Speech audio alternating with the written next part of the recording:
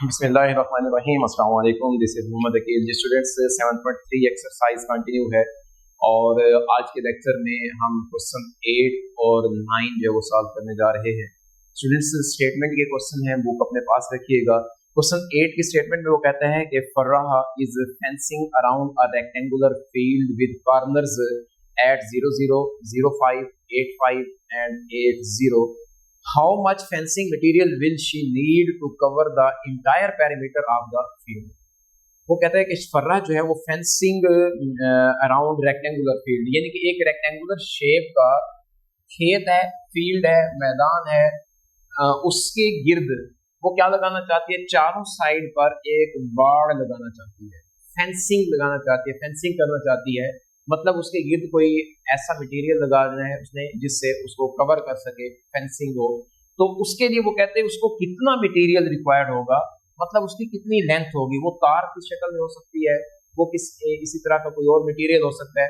तो हमें ये बताना है कि उस रेक्टेंगुलर फील्ड के अंदर कितना मटेरियल जो है वो रिक्वायर होगा। अब देखिए स्टूडेंट्स, जब उसके लिए मटेरियल की हमें बात करते हैं तो सबसे पहले तो हमें ये पता होना चाहिए ना कि उस रेक्टेंगुलर फील्ड की लेंथ कौन सी है, कितनी है, और उसकी विड्थ कितनी है। फिर हम उसका पेरीमीटर फाइंड कर लेंगे। पेरीमीटर मतलब होते हैं उसकी चारों जो बाउंड्रीज हैं, लाइंस हैं, उसका डिस्टेंस टोटल कितना है। तब ही हमें पता चलेगा ना कि उसकी जो मटेरियल है उसकी कितनी रिक्वायरमेंट है। तो फर्स्ट ऑफ ऑल मैंने यहाँ पर रेक्टेंगुलर फील्ड बनाया हुआ है, उसके ये 4 कोऑर्डिनेट्स गिवन है।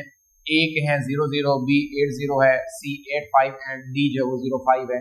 तो हमें क्या करना है, ये बताना है कि इसके चारों तरफ जो फेंसिंग मटेरियल है उसकी कितनी रिक्वायरमेंट है। तो फर्स्ट ऑफ ऑल आपको ये मैं बताता चलूं कि ये हमारे पास लेट्स सपोज ए बी जो है ये उस रेक्टेंगल शेप की जो है ना ये लेंथ है। अब रेक्टेंगल शेप ऐसी होती है जिसकी अपोजिट साइड्स इक्वल होती हैं, यानी कि ये लेंथ और ये लेंथ आपस में इक्वल होंगे। जितनी लेंथ इसकी होगी उतनी ही इसके सामने वाली साइड की होगी। इसी तरह विड्थ भी दोनों सेम होंगी। अपोजिट साइड जो है ना रेक्टेंगल की वो आपस में इक्वल हुआ करती है।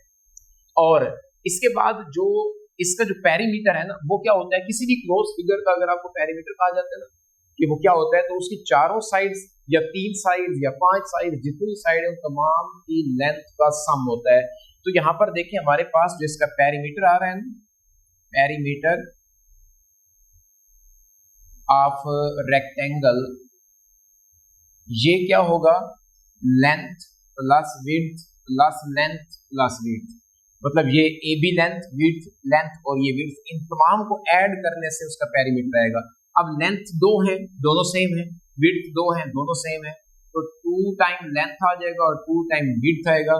इसी तरह यहाँ से जब हम 2 को कॉमन लेंगे तो क्या आ जाएगा? Length plus width. ये उसके रेक्टेंगुलर शेप का पेरीमीटर है।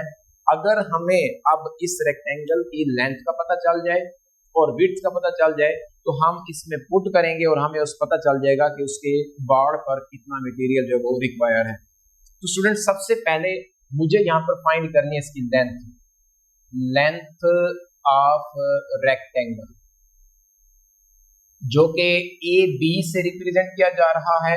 और ये आप इजीली बता सकते हैं कि ए और बी के दरमियान हमें डिस्टेंस फाइंड करना है और उसके लिए डिस्टेंस फार्मूला यूज होगा।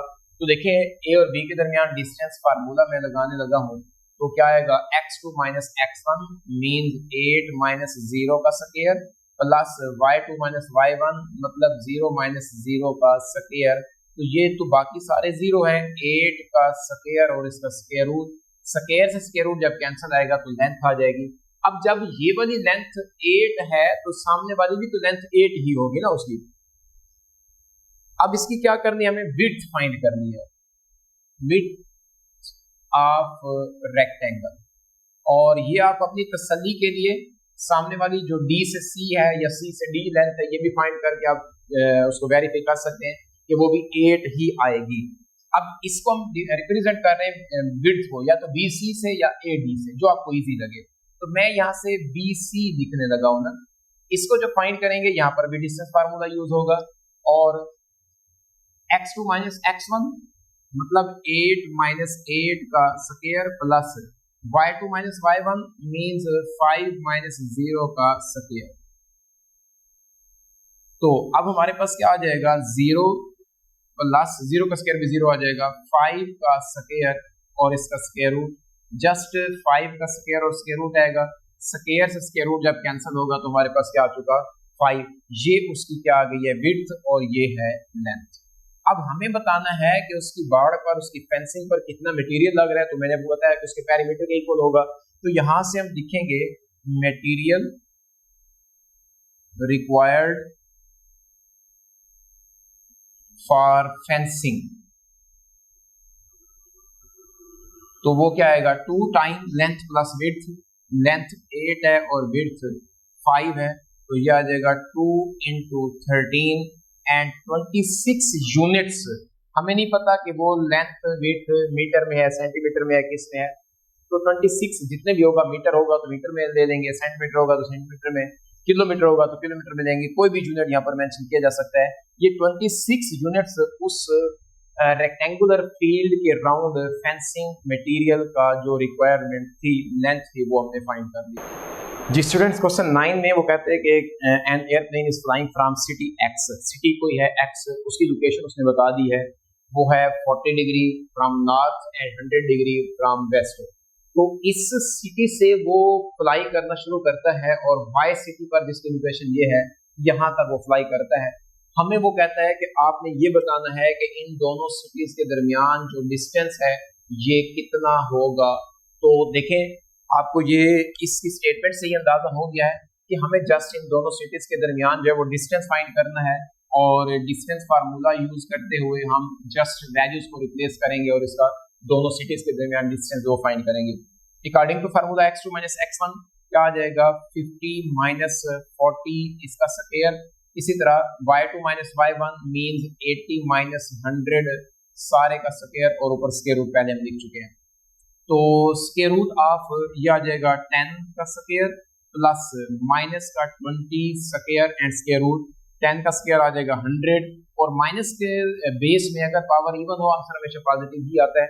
तो -20 का स्क्वायर जो है ये क्या आ जाएगा 400 एंड स्क्वायर रूट 500 का स्क्वायर रूट जो है, जब इसको हम फाइनली कैलकुलेट करते हैं तो ये हमारे पास आता है 22.36 यूनिट्स। ये उन दो सिटीज के दरमियान डिस्टेंस है, और यही हमें इस क्वेश्चन में जस्ट फाइंड करना था। जी स्टूडेंट्स, ये था आज का लेक्चर जिसमें हमने क्वेश्चन 8 और 9 को डिस्कस किया है। उम्मीद है आपको समझ आए होंगे। फिर भी अगर किसी का कोई क्वेश्चन हो तो जरूर पूछिएगा। नेक्स्ट लेक्चर के लिए दोबारा इसी चैनल पर मुलाकात होगी। तब तक के लिए अल्लाह हाफिज।